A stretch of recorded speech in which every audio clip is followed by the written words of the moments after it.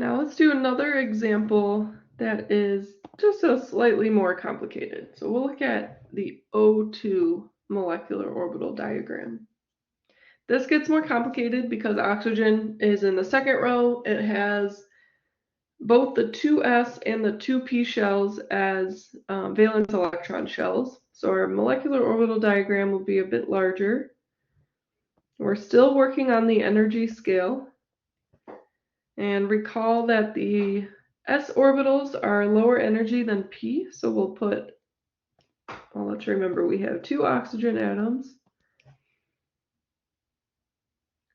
It has the 2s valence shell and the 2p valence shell.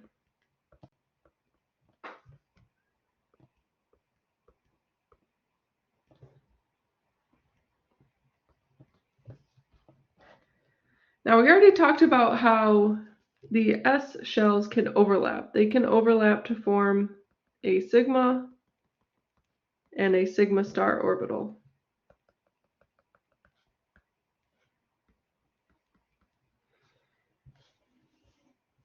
I'm getting a little ahead of myself. Let's put in the the electrons in the atomic orbitals.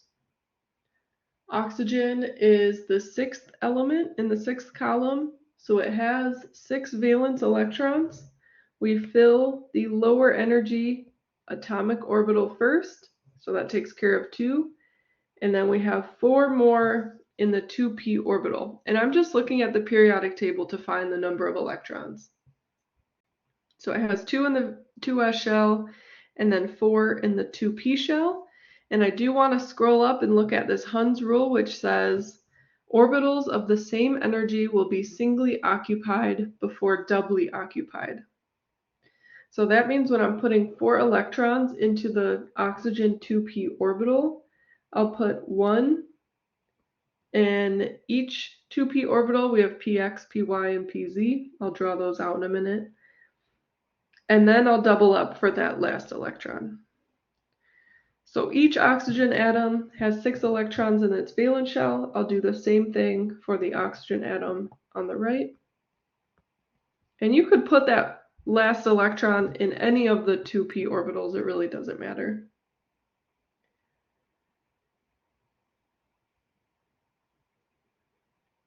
Okay, so we talked about how the 2s shell can overlap to form sigma and a sigma star orbital.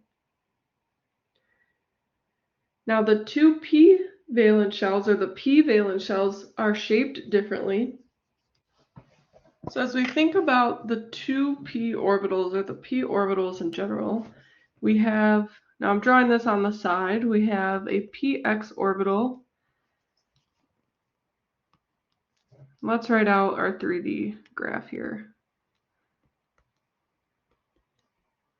So we have x going left and right in the plane of the paper, y up and down in the plane of the paper, and then z is going, that's the third dimension, away from us towards us, depending on how you're looking. So if our px orbital is on the x-axis, we have the 2 lobes along the x-axis. And in p orbitals, one is in phase, and we can write that as shading, one is out of phase. The py orbitals are up and down in the plane of the paper. Again, one is in phase, one is out of phase. And then pz coming towards us and away from us. One is in phase, one is out of phase. So if we have p orbitals from 2 different atoms that are overlapping, we can create from each p orbital, px, py, and pz, we can create a bonding, and we'll draw that in, and antibonding orbitals, molecular orbitals.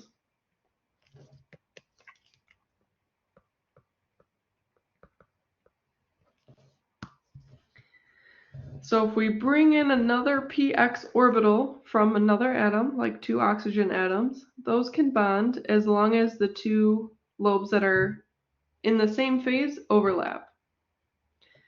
If we have the opposite, so I'm going to draw the same original px orbital, we have now out of phase overlapping with in phase, that would be the antibonding orbital.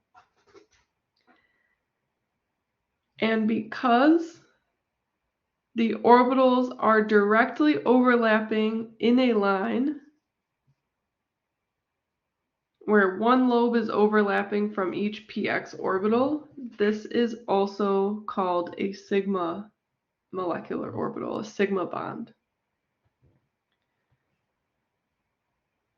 If we have two atoms with p orbitals, when the py orbitals overlap to form a bonding orbital, they overlap in the y direction.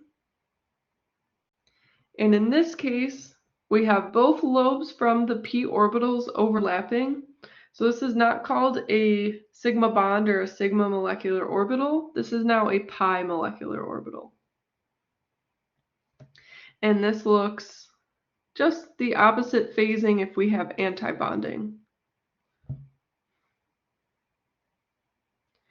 And then you could probably predict what the PZ will look like for a bonding orbital.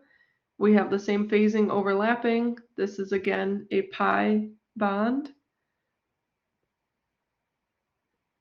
And for antibonding, we have opposite phases overlapping. And this would be a pi star. Py antibonding is pi star, and then Pz antibonding is sigma star. So that's what the orbitals actually look like in space, the shape of the orbitals. And we can use all of that to now fill in the molecular orbital diagram for O2, for dioxygen. We are going to put the px sigma bonding orbital as lower energy than the 2p. And the sigma p molecular orbitals are also different energy from the sigma pi molecular orbitals. For oxygen, we'll have the sigma a little bit lower energy than the pi molecular orbitals. Now, the two pi molecular orbitals are the same energy as each other. So we'll put those in the same energy plane. And then we can draw the opposite, where we have the pi antibonding orbitals of the same energy.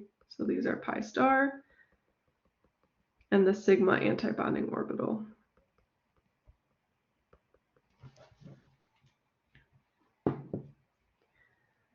All right, let's make sure we have the right number of molecular orbitals. So each oxygen atom starts with 4 atomic orbitals, the 2s, and then each of the 3 2p orbitals. So that's 8 total because we have 2 electron atoms. Now let's count our molecular orbitals. Starting from the 2s sigma, we have 1, 2, 3, 4, 5, 6, 7, 8. So 8 molecular orbitals, we're good to go. Our next step is to fill in electrons. Filling lowest energy first, following all these rules. So we fill lowest energy first. We cannot have 2 electrons with the same spin. And orbitals of the same energy will be singly occupied before doubly occupied. So we can fill in 2s orbital, 2s sigma orbital, that's 2 electrons, 2 more in the sigma star. So we've taken care of 4 electrons so far. We need to add a total of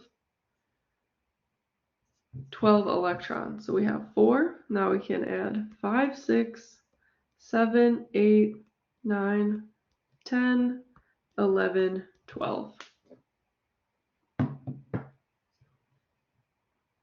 So there we have all 12 valence electrons in the dioxygen molecule filled in the appropriate molecular orbitals. So let's now calculate O2 bond order.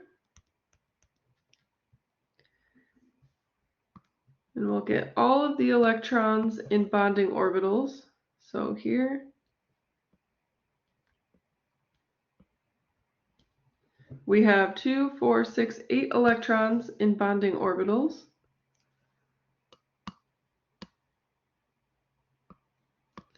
And then subtract all of the electrons in antibonding orbitals. That is 4 electrons in antibonding orbitals divided by 2 is 4 divided by 2, which is a bond order of 2. Now that means the bond between oxygen and dioxygen is a stronger bond because it has a higher bond order than the bond between hydrogen and dihydrogen, which has a bond order of 1. And again, this aligns with our Lewis structure of dioxygen, where we have a double bond between the 2 oxygen atoms, and that aligns with having a bond order of 2. Now, one other thing that I want to cover in this video is vocabulary and how we describe 2 specific orbitals for different molecules. And the orbital that we're talking about can change, but we use labels for the lowest unoccupied molecular orbital. In this case, the lowest unoccupied molecular orbital is the sigma star orbital.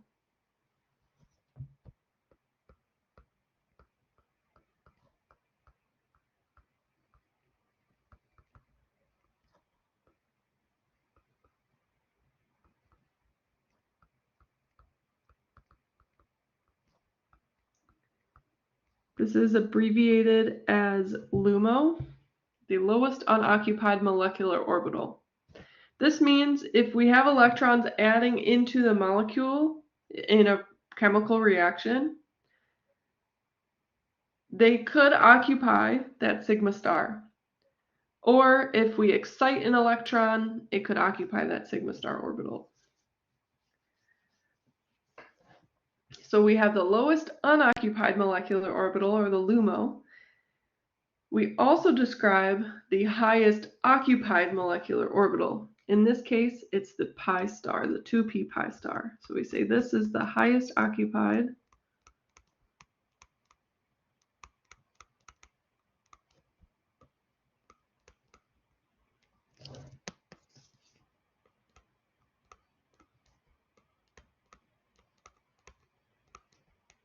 Highest occupied molecular orbital, abbreviated as HOMO. So we describe the HOMO and the LUMO, 4 different molecules, and what specific molecular orbital aligns with these 2 descriptions depends on the different molecule. If we have a different number of valence electrons, we'll have a different orbital as the HOMO, different orbital as the LUMO. We will end this video there. Thanks, everybody.